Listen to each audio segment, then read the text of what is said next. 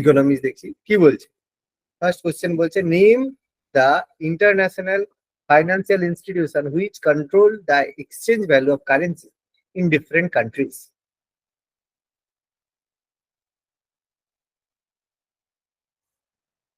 মানে বুঝতে পেরেছো না মানে বুঝতে পারো? মানে যদি না বুঝতে পারো বলবে, মানে যদি না বুঝতে পারো বলবে।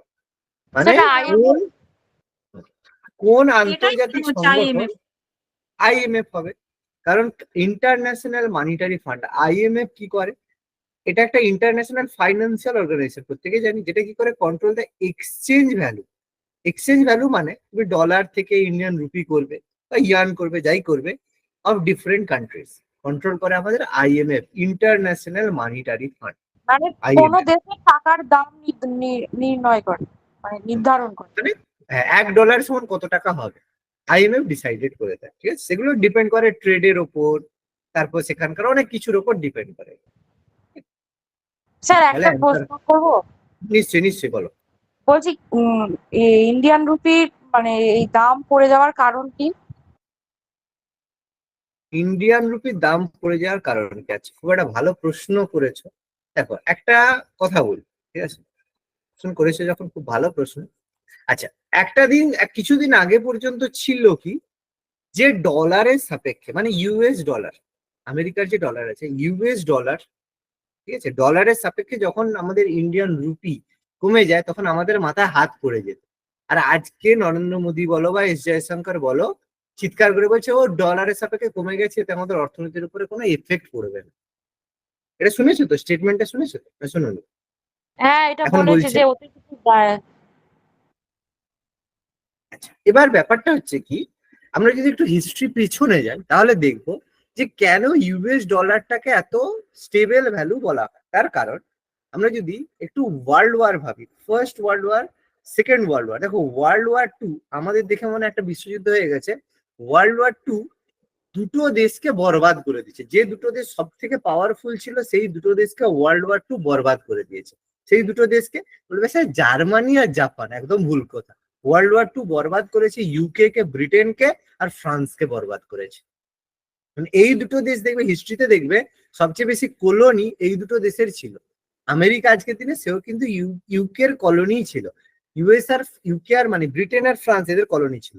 সেকেন্ড ওয়ার্ল্ড ওয়ারের পরে কি হলো, এই দুটো দেশের ইকোনমি যখন ভেঙে গেল, তখন সমস্ত দেশ কি করলো, একটা টাকা রাখার জন্য একটা স্টেবল কারেন্সি খুঁজতে থাকলো।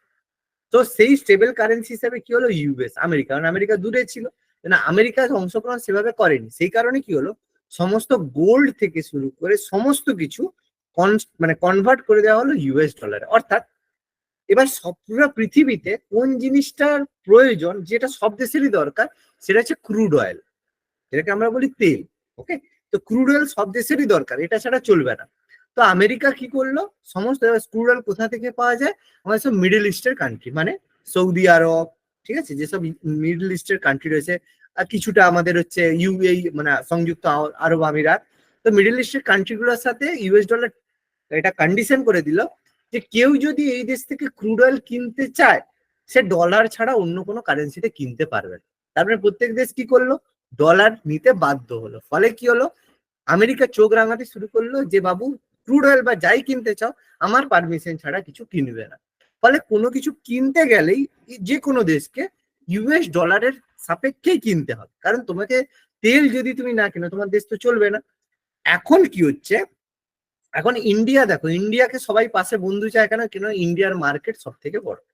এখন ইন্ডিয়া হচ্ছে ফাস্টেস্ট গ্রোয়িং ইকোনমি, ইন্ডিয়া প্রচুর ডেভেলপ করছে। এর ফলে কি হচ্ছে, প্রেজেন্টলি ইন্ডিয়া, চায়না আর রাশিয়া, এরা কিসের সদস্য?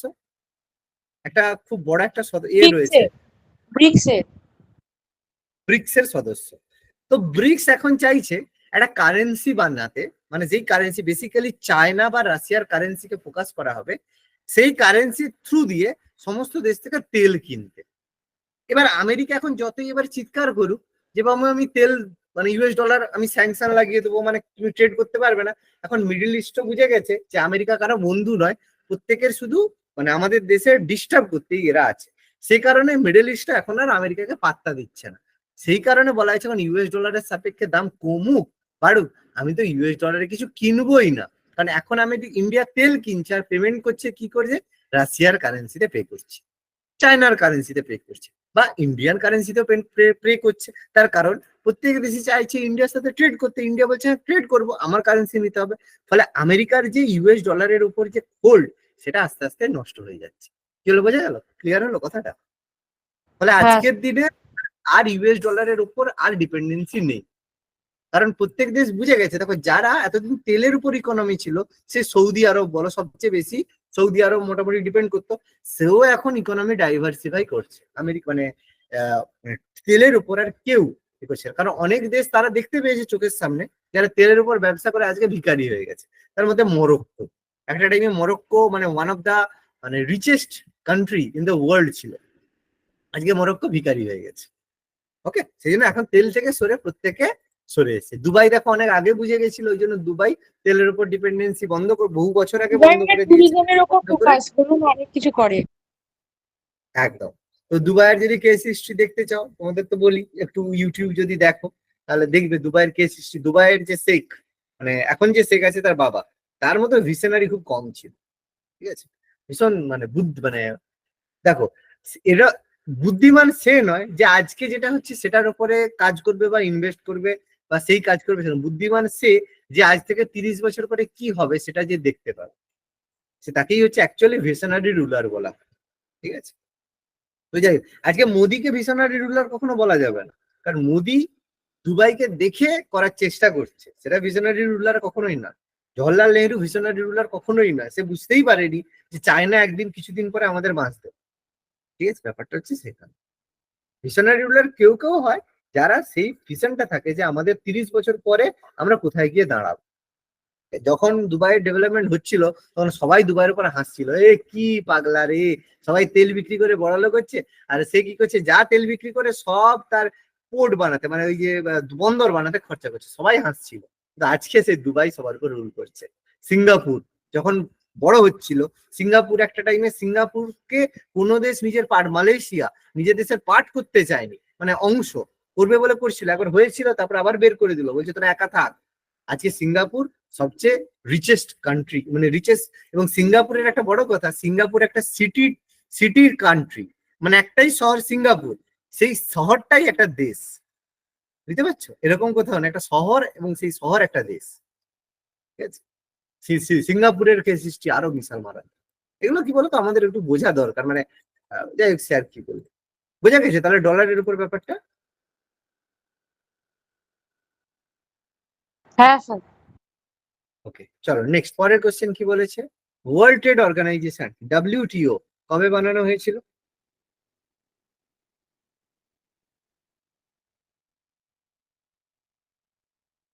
বলো।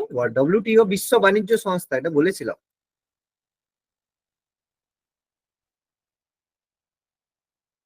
কবে হলো? 2005। 2005 হলে তাহলে লাদেন ওয়ার্ল্ড ট্রেড সেন্টারে যে বোমটা ফেলালো কবে ফেলালো তাহলে? লাদেন কবে ফেলালো? 2005-এ যদি হয়, লাদেনকে তো ফেলানোর সময় দিতে হবে নাকি? হ্যাঁ, লাদেন এখানেই তো ফেলেছিল নাকি বোমটা, ওয়ার্ল্ড ট্রেড হ্যাঁ স্যার। সেন্টার? তাহলে 1995 ওয়ার্ল্ড ট্রেড সেন্টার বিশ্ব বাণিজ্য সংস্থা।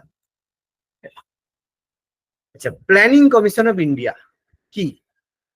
হ্যাঁ, আগের দিন বলেছিল। Department of State Government, subsidiary of Reserve Bank of India, statutory body, a Department of Central Government. Statutory body. আচ্ছা, স্ট্যাচুটারি বডি আর নন স্ট্যাচুটারি বডির কি পার্থক্য আগের দিন বলেছিলাম, সরি আগের দিন না, আগে বলতে বুঝিয়েছিলাম। মনে রাখবে, এই যে প্ল্যানিং কমিশন, এটা কিন্তু কোনো স্ট্যাচুটারি বডি নয়, এটা হচ্ছে নন স্ট্যাচুটারি বডি। স্ট্যাচুটারি বডি বলেছিলাম তোমাদের, নীতি আয়োগ, এগুলো হচ্ছে নন স্ট্যাচুটারি বডি। ওকে, তো নন স্ট্যাচুটারি বডি সেন্ট্রাল মানে হচ্ছে গভর্নমেন্ট। একদম কেন্দ্র সরকারের একটা ডিপার্টমেন্ট, এই ডিপার্টমেন্ট অফ সেন্ট্রাল গভর্নমেন্ট, কেন্দ্র সরকারের একটা দপ্তর। স্ট্যাচুটারি বডি নয়, হ্যাঁ, স্ট্যাচুটারি বডি হবে, কেন্দ্র সরকারের একটা দপ্তর। এই জন্য নন স্ট্যাচুটারি বডি সেন্ট্রাল গভর্নমেন্টের দপ্তর, আর স্ট্যাচুটারি বডি মানে cabinet মিনিস্টারদের department, cabinet minister.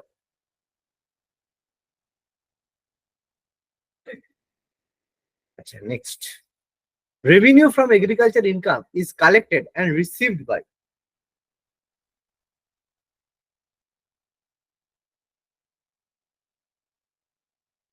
both union মানে and না বুঝতে state পারলে বলবে government. স্যার মানে বুঝতে পারি। বুঝতে পেরেছি, মানে এটা হচ্ছে both union and state, option B. Very good, চলো কান ধরে একটু উঠবুস করো। না স্যার, এটা স্টেট গভর্নমেন্ট। তাহলে বারবার বলা হয়েছে, কতবার বলেছি, এগ্রিকালচারের উপর ইনকাম ট্যাক্স সব সময় স্টেট গভর্নমেন্টের উপরে, ইলেকট্রিসিটির উপরে ইনকাম ট্যাক্স বা কোনো কিছু ট্যাক্স স্টেট গভর্নমেন্টের আন্ডারে, কিন্তু যদি এডুকেশন হয় সেটা তার উপর concurrent, union and state state, তাই তো মনে পড়ছে। আর যদি কোনো জিএসটি ফিএসটি হয় সব সেন্ট্রাল গভর্নমেন্টের আন্ডারে, মনে পড়ছে। তাহলে এগ্রিকালচারের উপরে যদি ট্যাক্স বসাতে চায় সেটা শুধুমাত্র কেন্দ্র সরকার, রাজ্য সরকার বসাতে পারে, আর কেউ বসাতে পারে না। এই জন্য কোনো রাজ্য বসায় এগ্রিকালচারের উপর ট্যাক্স, কেউ বসাবে না, কারণ বসালেই সঙ্গে সঙ্গে ভোট কমে যাবে, বুঝলে, ভোট কমে যাবে, গল্প শেষ হয়ে যাবে। যাই হোক, কমিউনিটি ডেভেলপমেন্ট প্রোগ্রাম সিডিপি বলেছিলাম, দেখি মনে আছে নাকি, কমিউনিটি ডেভেলপমেন্ট প্রোগ্রাম বলো, প্ল্যানিং এর সময় পড়িয়েছিলাম সিডিপি, খুব গুরুত্বপূর্ণ ছিল, এটা ভারতের 1980 প্রথম কোনো প্রোগ্রাম ছিল। বাবা 1980 করলে হবে? এটা ভারতের প্রথম পঞ্চবার্ষিকী পরিকল্পনার মধ্যে প্রথম প্ল্যান ছিল 1952 তে, কমিউনিটি ডেভেলপমেন্ট প্রোগ্রাম, মনে পড়ছে? এটা সুন্দর লিখিয়েছিল, ভুলে গেছো তাই না? সিডিপি কমিউনিটি ডেভেলপমেন্ট প্রোগ্রাম করিয়েছিলাম না, ভুলে গেছো। আচ্ছা, সালগুলো সব সেন্টার দেখো কাছাকাছি, দেখো 52, 56, 80, 72 আছে, আইডিয়া করতে হবে বাবা কোন সময়। তোমাকে তো এরকম বলেনি 52 না 53 না 51, এরকম তো বলেনি। একটু দেখো মাথা কাজে লাগাতে হবে, কি বলতো কোন সময় কি ঘটনা হয়েছিল একটু মাথায় রাখ। 56 মানে সেকেন্ড পঞ্চবার্ষিকী পরিকল্পনা করবে, 52 মানে প্রথম। তো কমিউনিটি ডেভেলপমেন্ট প্রোগ্রাম প্রথম পঞ্চবার্ষিকী পরিকল্পনার প্রথম প্রোগ্রাম ছিল, যার মাধ্যমে আমাদের যে মনে করো যে মানে পরিবার জওহরলাল পরিকল্পনা, নেহেরু এটা করেছিলেন। হ্যাঁ প্রথম যেটা ছিল আমাদের হচ্ছে কে ছিল, হ্যারেড ডোমার মডেল। অবশ্যই নেহেরু তখন পিএম ছিল, ঠিক আছে, নেহেরু কি আর মানে যাই হোক, নেহেরুই করেছিল সেই ব্যাপার আর কি। নেহেরু প্রাইম মিনিস্টার ছিল, ব্যাস এই কথা, তার নামেই সব কিছু। Centre state financial relation are looked after by, কে দেখে? Ministry of finance. Ministry of finance. আমাদের যে মিনিস্ট্রি অফ ফাইন্যান্স, অর্থ দপ্তর, না কেন্দ্র না না, রাজ্য আমি সম্পর্ক, ফাইন্যান্স কমিশন। আরে আমি ফাইন্যান্স থেকে বলেছি, ফাইন্যান্স কমিশন। মানে হ দেখলেই হাওড়া, হ দিয়ে অন্য কিছু হতে পারেনি, হ্যাঁ, হ মানে হাওড়া, হ্যাঁ। আরে আমি ফাইন্যান্স দেখেছি, দিয়ে আমি ভেবেছি আর অপশন, আমি সবকটা অপশনও দেখিনি। এটাই তো পরীক্ষার সময় বলবে, ও আচ্ছা আচ্ছা ওইসব করবে না, ভালো করে উত্তর দেবে, ঠিকঠাক দেখে উত্তর দেবে। ফাইন্যান্স কমিশন, অর্থ দপ্তর, কেন্দ্র রাজ্য সম্পর্ক, সরি সেন্ট্রাল স্টেট রিলেশন, অনুদান, ইনকাম। আচ্ছা, সেবির পুরো নাম কি? Securities and exchange board of India. Securities and exchange board of India, securities and exchange board of India, SEBI, ভালো কথা। Okay, next, when when was the concept of HDI, Human Development Index program কবে হয়েছিল?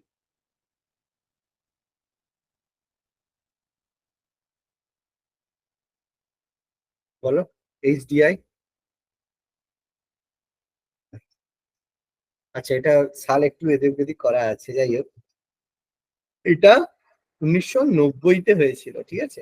আচ্ছা, কে ছিল মনে আছে human development index এর সঙ্গে?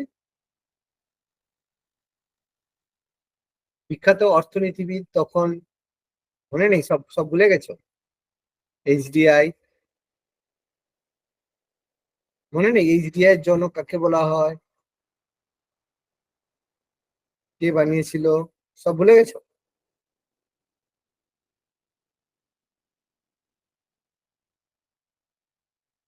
ফাদার অফ এইচডিআই কাকে বলা হয়? মেহবুবুল হক, মনে নেই? নামটা মনে পড়েনি? ইউনাইটেড নেশনের যে তখন হেড ছিল।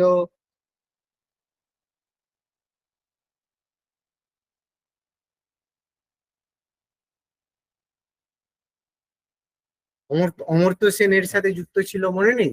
বলেছিলাম যে, পড়িয়েছিলাম।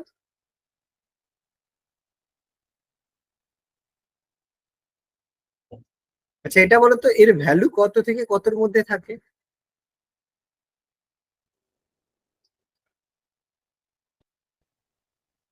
বলো, কত থেকে কতর মধ্যে থাকে?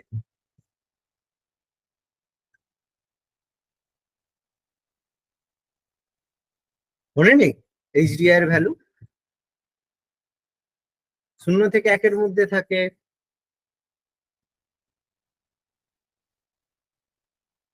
সব ভুলে গেছো, সব ভালো। আচ্ছা, NABARD is associated with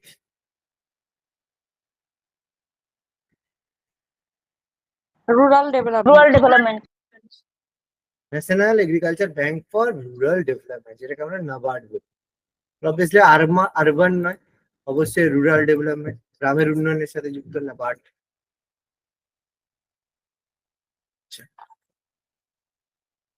If the withdrawal of a worker from employment does not create an output loss, the situation is known as, মানে না বুঝতে পারলে বলবে, বুঝিয়ে দেবো। সেটা মানে নিজের শ্রমিক ছাঁটাই। মানেটা কি? কোশ্চেনটার মানে কি আগে পড়ো। মানে একজন কর্মীর মানে জব ছেড়ে দেওয়া যদি কোনো রকম লস না হয়, তাহলে সেই এটা কি নিজে থেকে কি ছেড়ে বলে? দেওয়া না ছাড়িয়ে দেওয়া, এটা আমি জানতে চাইছি। সে যা কোনো, সেটা বড় ব্যাপার না।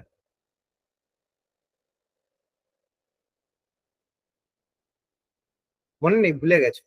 যদি কোনো জায়গায় 10 জন কাজ করছে, 10 জন কাজ করার ফলে সাপোজ ধরো 15টা ব্রেড বা 15টা মানে রুটি তৈরি হলো 10 জন লোক কাজ করার ফলে। আমি এখান থেকে 3 জন লোক সরিয়ে দিলাম, 7 জন লোকও দেখলাম একদিন পরে দেখলাম 15টা রুটি বানালো। তাহলে 3 জন লোক যে ছিল তাদেরকে যদি সরিয়ে দিলাম, তার ফলে কি আমার কোনো আউটপুটের উপর কোনো এফেক্ট পড়লো? পড়লো না। তাহলে এই 3 জনকে অ্যাকচুয়ালি বলা হয় কি? মনে নেই? এই 3 জনকে মনে নেই? ছদ্ম বেকারত্ব বলে হয়, মনে মনে মনে পড়ছে? মানে স্যার ওই অপশন বি, ফ্রিকশনাল আনএমপ্লয়মেন্ট। তো বাবা, ছদ্ম কি না না, ফ্রিকশনাল বলে? Disguise unemployed. ছ- ছদ্ম কি বাবা? ইংলিশের এরকম পুরো একদম ইতিহাস হয়ে গেছে ইংলিশ। ডিসগাইজ আনএমপ্লয়মেন্ট, ছদ্মবেশ, ডিসগাইজ না, ছদ্মবেশ, ডিসগাইজ আনএমপ্লয়মেন্ট। আচ্ছা, the objective of land reforms are, কেন ল্যান্ড রিফর্ম করা হয়েছিল? মানে ল্যান্ড রিফর্ম মানে ভূমি সংরক্ষণ, যেটা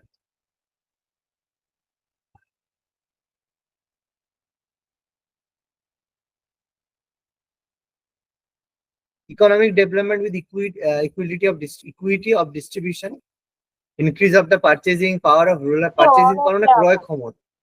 হ্যাঁ, এখানে অ্যান্সার হবে অল অফ দ্য, গুলোই সবগুলোই হবে। প্রত্যেক মানুষের দেখো ক্রয় ক্ষমতা বৃদ্ধি মানুষের খুব প্রয়োজন, ঠিক আছে? আর আজকের দিনে ক্রয় ক্ষমতা কিভাবে বৃদ্ধি করা হচ্ছে? ক্রেডিট কার্ড দিয়ে, ঠিক আছে? আজকের দিনের মানে তোমার ইনকাম করো মাসে 15-10 হাজার টাকা, ঠিক আছে, কিন্তু তোমার কাছে আছে আইফোন। তুমি কি করে স্যার এই পেয়েছো? জিনিসটা মানে ইএমআইতে ভালো নিয়ে। না খারাপ? খুবই মানে আমার তো মনে হয় খুবই খারাপ। খারাপ, খুবই খারাপ, খুবই খারাপ জিনিস। It's a trap, it's a trap, লোভ তোমাকে দেখানো ট্র্যাপের একদম, মধ্যে। মানে লোভ দেখিয়ে যা খুশি, মানে তারপর যে কি হবে কি জানে। দেখো, মানুষের কি বলতো, আজকালকার দিনে এই সোশ্যাল নেটওয়ার্কিং এর সাইটে মানে আমরা কি বলতো মানে যা আছে তাতে সন্তুষ্ট নয়, যা নেই তাতে আমরা সেটা আমাদের চাই। ঠিক আছে, ক্রেডিট কার্ড হচ্ছে সেই জিনিস, তোমাকে লোভ লোভ দেখাবে, আরে এটা নিয়ে নিন স্যার, আরে ক্রেডিট কার্ড নিয়ে নিন স্যার, আপনার এত টাকা শপিং করতে পারবেন, এই করবেন সেই করবেন। তোমার, তুমি জানো তোমার 10,000 টাকার স্যালারি, মানে তুমি ম্যাক্সিমাম মানে 7,000 টাকার ফোন তুমি ব্যবহার করা তোমার উচিত, এটা প্র্যাকটিক্যাল কথা বলছি। তোমার আইফোন কিনতে গেলে আইফোন 1.5 লাখ টাকার একটা আইফোন, 1.5 লাখ টাকার আইফোন মানে তুমি ভাবো একজনের যদি স্যালারি 30,000 টাকা হয়, তাহলে 1.5 লাখ টাকার আইফোন মানে কত মাসের স্যালারি তাকে একটা আইফোনের পিছনে খরচ করতে হবে ভাবো। মানে শুধু লোক দেখানো, মানে আইফোন, এই যে তোমার রয়্যাল এনফিল্ড বুলেট, এগুলো কি বলতো শুধু লোক দেখানো। এতে মানে কেউ যদি ভাবো যে এটা মানে ব্যবহার করলে তোমার ভালো লাগবে বা লোকের ভালো লাগবে, কোনোটাই হবে না। বুলেট চালিয়ে কেউ গেলে কারো ভালো লাগে না, এটা প্র্যাকটিক্যালি দেখবে কারো ভালো লাগে না, এমন ভট ভট শব্দ করে যায়, কারোরই ভালো লাগে না। কিন্তু সে ভাবে না আমাকে খুব ভালো লাগছে, আর স্যার আইফোন ওই গাড়িটার বাইরে কি থেকে অমূল্য দেখতে ভালো। আওয়াজ, না হ্যাঁ, ওটা করে ওরকম করে? মানে ওর ইঞ্জিন একটু ইয়ে হয় তো, পাওয়ারফুল হয় তো, সেই জন্য আর কি। যাই হোক, সে অনেক ব্যাপার আছে, যাই হোক সেই আর কি। তো এই মানে ব্যাপারটা কি, ক্রেডিট কার্ড আজকের দিনে লোকের পার্চেসিং পাওয়ার বাড়িয়েছে, কিন্তু অ্যাকচুয়ালি এগুলো ট্র্যাপের মধ্যে। তোমার সারা জীবন আমি তোমাকে একটা প্লেন কথা বলি, যারা সরকারি চাকরি করে, যারা সরকারি গভর্নমেন্ট এমপ্লয়ি, কারো যদি মানে পরিচিতি থাকে, দেখবে একটা সরকারি চাকরিজীবী দেখবে বের করো যার ইএমআই নাই, প্রত্যেকের আছে, মাসের শেষে তার কাছে পয়সা নেই, তাকে এক্সট্রা ইনকাম দেখতেই হয়, অথচ তারা কত টাকা করে স্যালারি পায়, তবুও নাই মাসের শেষে। ঠিক আছে, প্রয়োজন না থাকলেও তারা নেই। আচ্ছা, পরের কোশ্চেন চলো। গ্রিন রেভলিউশন অকার্ড ফার্স্ট, কোথায় প্রথম হয়েছিল সবুজ বিপ্লব? পাঞ্জাব হরিয়ানা। পাঞ্জাব এন্ড হরিয়ানা। পাঞ্জাব হরিয়ানা। পাঞ্জাব আর হরিয়ানা। আচ্ছা, কোন শস্যের উপর হয়েছিল? গম। গম, হুইট। আচ্ছা, হুইট অপশনে নেই, তাহলে হুইট অপশন নেই, কি হবে তাহলে তাহলে? অপশন দিন স্যার বাকিগুলো। এই রে আচ্ছা, অপশন দিতে হবে। আচ্ছা ঠিক আছে, অপশন দিচ্ছে রাইস, মিলেট, তোমার হচ্ছে তৈলবীজ, দীর্ঘই যা তৈলবীজ, আর হচ্ছে এই তিনটার মধ্যেই বল। মিলেট হবে স্যার, রাইস টাইস মিলেট হয় নয়। না, রাইস মিলেট। আর ওই জোয়ার বাজরা এইগুলোই তো জোয়ার ভাবছিলাম। বাজরাকেই একসাথে মিলেট বলা হয়। আমাদের ওই জন্য জোয়ার বাজরা গবেষণা কেন্দ্র নেই, মিলেট গবেষণা কেন্দ্র আছে। আচ্ছা, এ মিক্সড ইকোনমি ইজ ওয়ান, কোনটাকে বলবো মিক্সড ইকোনমি?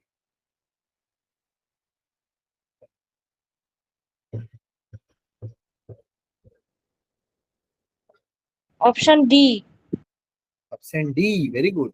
যখন আমাদের হচ্ছে প্রাইভেট আর পাবলিক ইকোনমি একসাথে সাইড বাই সাইড যায়, অপারেট সাইড বাই সাইড, তখন আমরা সেটাকে বলবো মিক্সড ইকোনমি, মিশ্র অর্থনীতি, মিক্সড ইকোনমি, তখন সেটাকে বলবো যখন দুটো জিনিস আমাদের সাইড বাই সাইড যায়।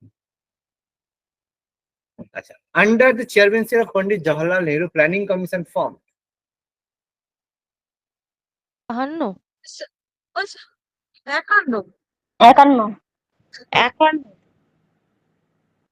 তাহলে প্ল্যানিং কমিশন হয়েছিল তাহলে 1950। কিছু কিছু জায়গায় আমি উত্তর বলার আগে একটু দেখিয়ে দিতে পছন্দ করি, কি বলতো, এতে ডাউট ক্লিয়ার হয়ে যায়, ভুলবে না তখন। আচ্ছা চলো next. The real introduction of decentralization planning of India, বিকেন্দ্রীকরণ, কোন পঞ্চবার্ষিকী পরিকল্পনায় প্রথম করা হয়েছিল বিকেন্দ্রীকরণ প্রবণতা, ডিসেন্ট্রালাইজ প্ল্যানিং?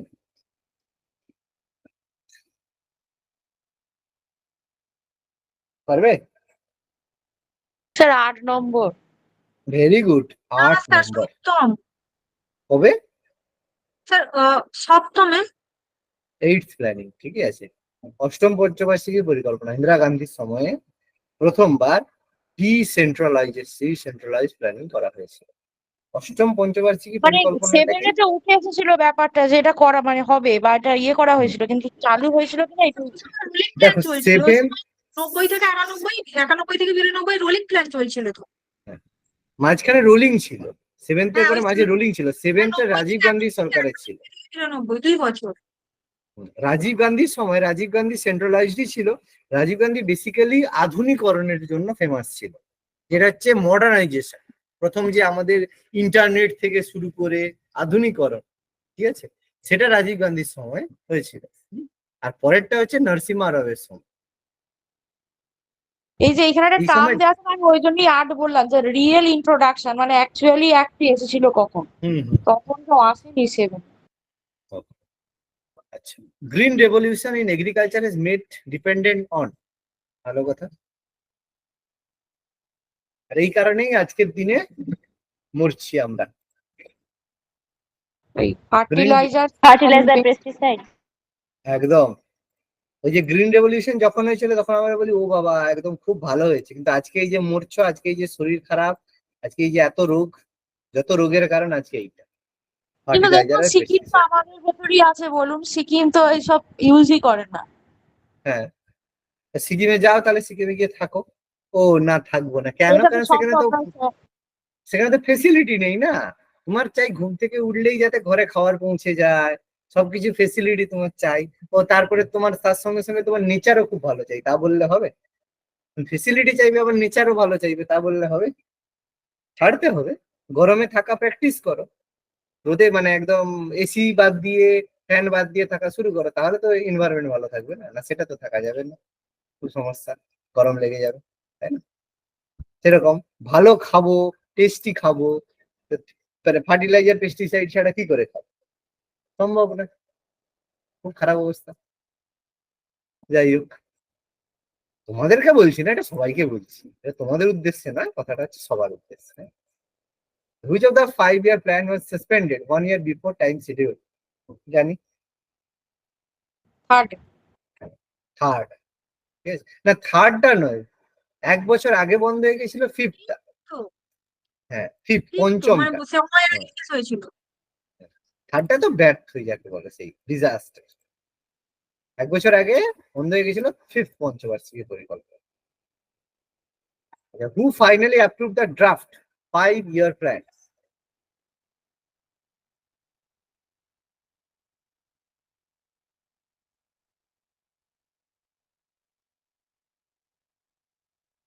বলো, কে অ্যাপ্রুভ করে? সেই কারণে তাকে অ্যাপ্রুভ করার জন্যই তো বানিয়েছিল। এবার তুই বসে বসে অ্যাপ্রুভই কর, আর কিছু করিস না। প্রেসিডেন্ট। সবাই কান ধরে উঠবস করবে। প্ল্যানিং কমিশন বানানো হয়েছিল প্ল্যান করার জন্য, আর তাকে অ্যাপ্রুভ করার জন্য কি বানানো হয়েছিল? এনডিসি। ভেরি গুড, এতক্ষণ বলার পরে ন্যাশনাল ডেভেলপমেন্ট কাউন্সিল মনে পড়ছে এবার? চলো, অনেকদিন পড়োনি, ভুলে কাঁচকলা হয়ে গেছে সব। রিভিশন করতে হবে ইকোনমিক্সটা বাবা, অনেকদিন করিনি, এমনি এটা ভালো লাগে না পড়তে, আর সে কেমন জানে সব। স্যার স্যার মধ্যেখানে কি বলুন তো হয়ে গেছে কি মানে ক্লাসটা তো ভালো করে হয়নি, ভাবছি যে এই মনে হয় ম্যাচ চলে গেল, আর পড়ে কি হবে, এই তো চাকরির দশা, এরকম করে পড়াই হয়নি স্যার। ব্যাপারটা কি জানো তো, যে খাবারটা খেতে তিতা লাগে না, সেটাই অ্যাকচুয়ালি হচ্ছে তোমার মানে শরীরের জন্য ভালো, এটা জানো তো? যেটা ভালো লাগবে হ্যাঁ খেতে, সেটা শরীরের জন্য বিষ। তো যেটা খারাপ লাগছে, পড়তে ভালো লাগছে না, জানবে সেটাই অ্যাকচুয়াল ভালো জিনিস। আর এখন কোশ্চেন ইকোনমিক্স ছোঁয়া, মানে ছোঁয়া কোশ্চেন বেশি থাকবে। হিস্ট্রি টিস্ট্রি কোশ্চেন ছোঁয়া বন্ধ করে দিচ্ছে এখন, মানে খুব কম করে দিচ্ছে, যাতে এই দিকে কারেন্ট তুমি কি বুঝতে পারছো। যাই হোক, সে আর কি বলি। Which of the following states gross sugar কেন অ্যাজ মেজর ক্রপ? সুগার কেন মানে চিনি। উত্তরপ্রদেশ। আখ আখ। উত্তরপ্রদেশ। হ্যাঁ, মানে আখ আর কি, তারপরে এখান থেকে চিনি হয়, এটা হবে উত্তরপ্রদেশ, ইউপি। তাহলে ইউপি যার কেন্দ্র তার, তাই তো? তাহলে ইউপিটাই ঘটিয়ে হারিয়ে গেল হয়ে গেছে স্যার, লোকসভা। এখন আর এটা হবে না, স্লোগান আর উঠে নেই, গেছে। আগে ছিল। এখন এমপি হয়ে গেছে, এখন এমপি সব হয়ে গেছে মধ্যপ্রদেশ। যাই হোক, তবুও উত্তরপ্রদেশে আছে বাবা, আছে বলে এখনো বেঁচে আছে। যাই হোক, চলো। Apex bank is supplying agriculture credit. Apex bank for supplying agriculture credit is?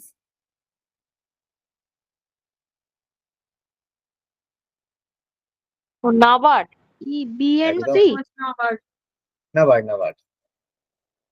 বাবা, বিএনসি, রিজার্ভ ব্যাংক আর এসবিআই এগ্রিকালচার ক্রেডিট কিছুটা এসবিআই দেয়, কিন্তু এসবিআই এর যেগুলো এগ্রিকালচারাল মানে ব্রাঞ্চ হয় তারা করে। হ্যাঁ, সব ব্যাংক না, এগ্রিকালচারাল ব্রাঞ্চ হয়, মানে এসবিআই এর এগ্রিকালচারাল ব্রাঞ্চ হয়, এডিবি মানে এগ্রিকালচার, মানে কিছু কিছু এগ্রিকালচার ব্রাঞ্চ এসবিআই তারা করে, পুরো এসবিআই তো নয়। NABARD. The heavy and basic industrialization is associated with India's second second 5 year plan. 5 year plan.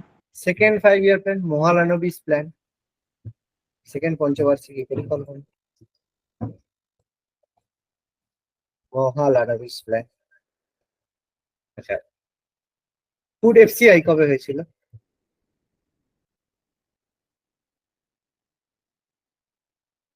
1965. একদম 1965-তে FCI, food corporation of India. Finance commission is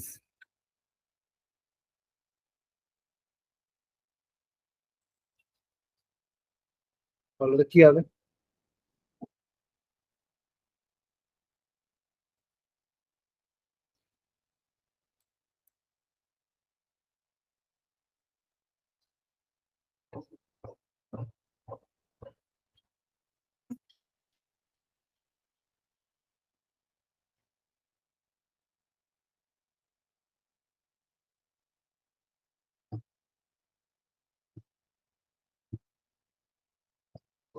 sir option D.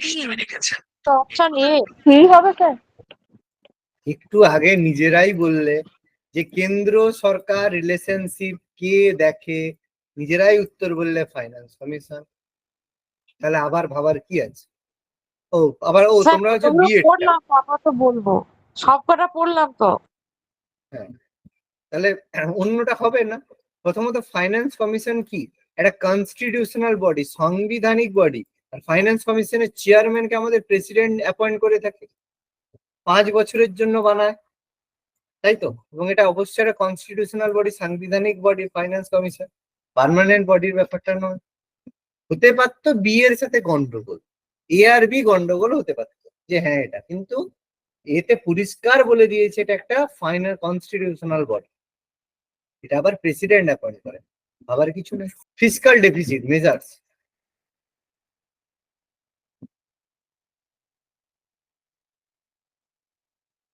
কি হবে ফিসকাল ডেফিসিট?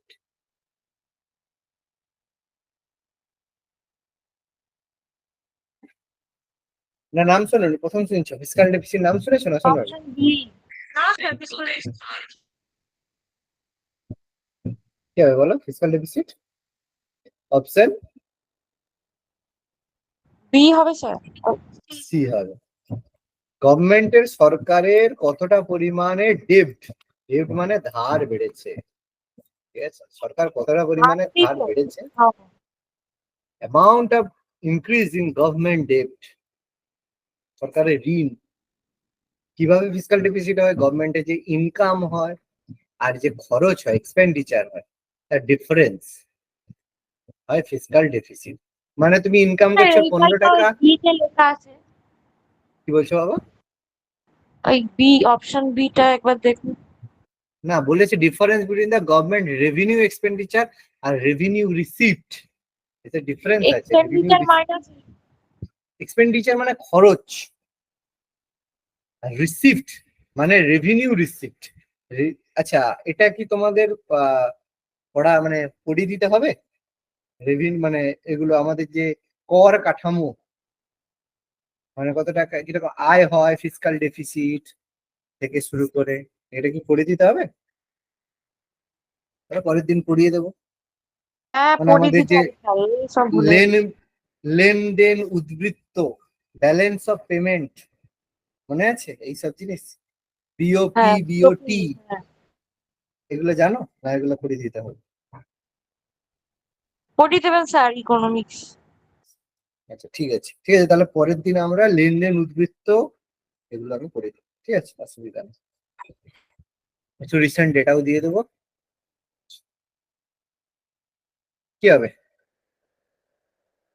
बताओ बताओ क्या होगा उत्तर।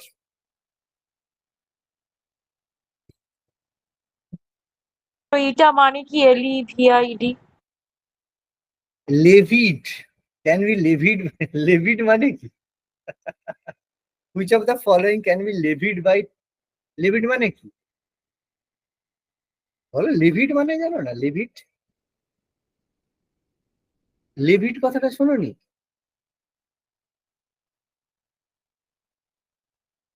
ওটা বলুন, তাহলে লেভিড, তো অ্যান্সারটা হয়ে যায়।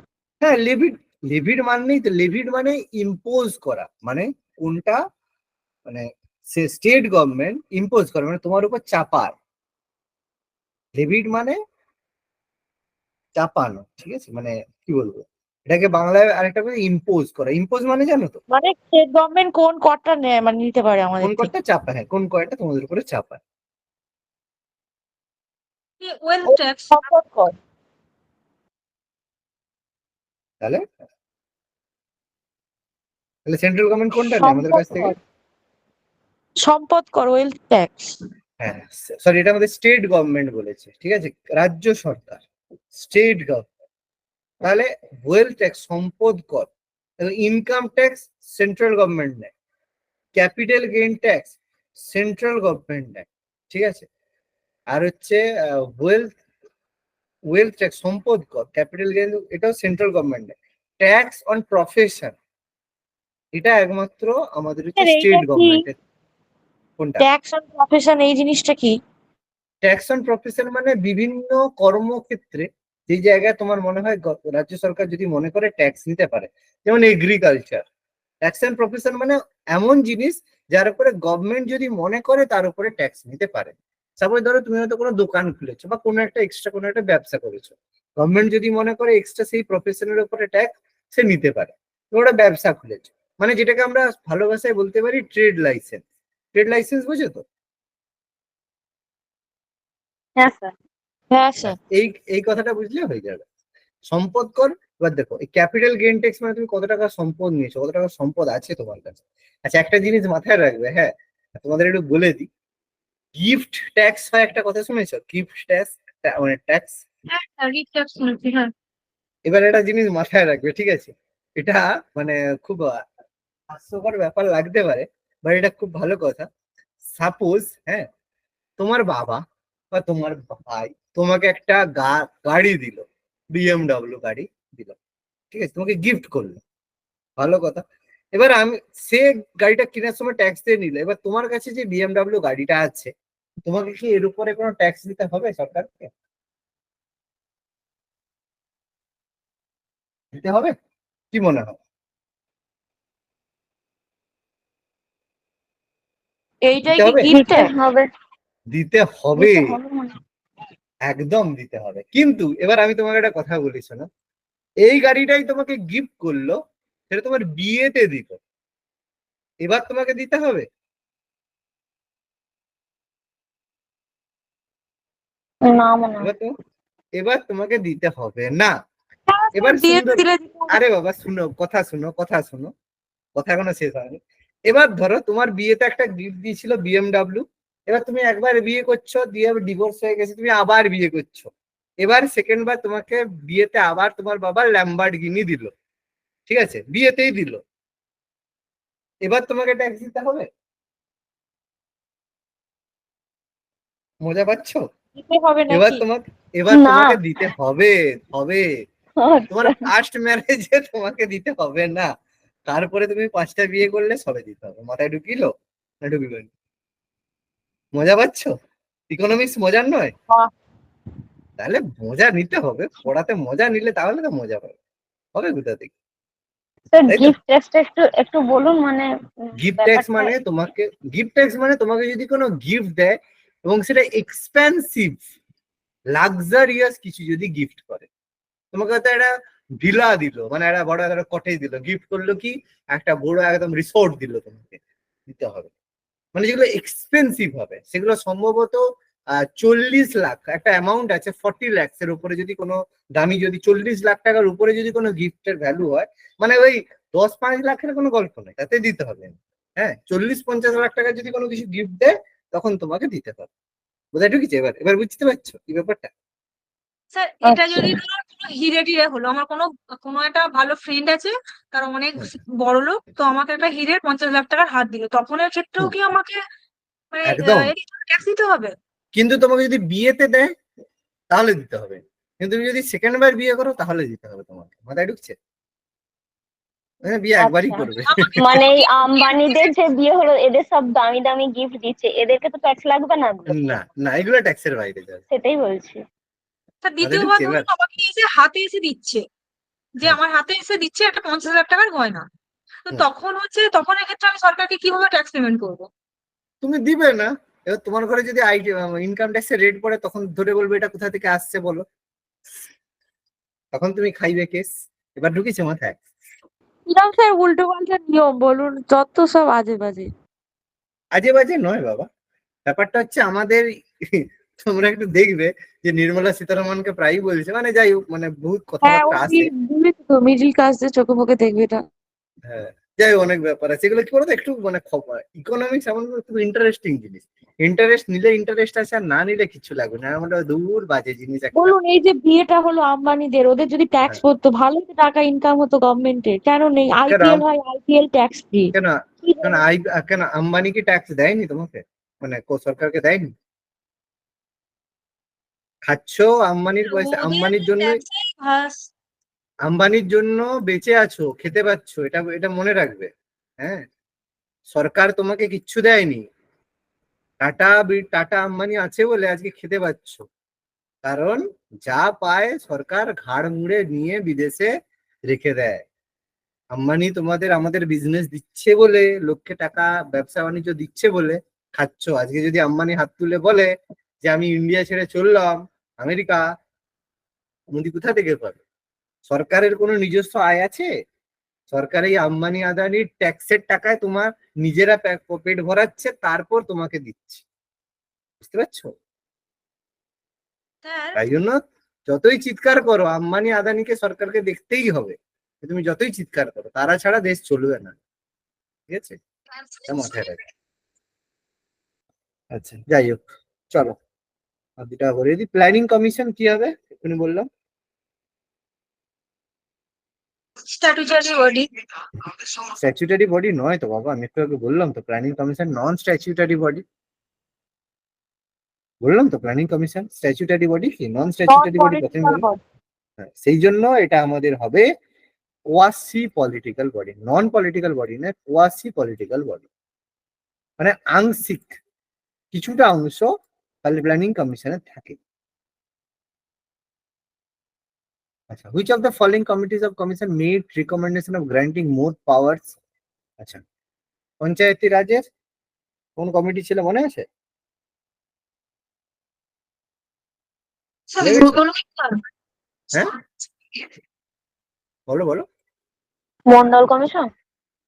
এ বাবা, কান ধরে উঠবুস করতে হবে গো সবকে। মন্ডল কমিশন কি ছিল বাবা? এসসি এসটি দের জন্য, মনে নেই? এত মারপিট। তোমরা এসসি মেয়েটা ST commission.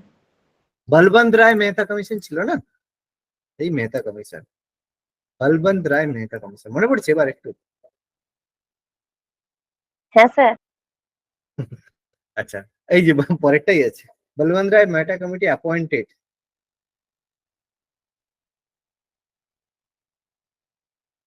Two examine the community development project. Development project, হ্যাঁ এটা।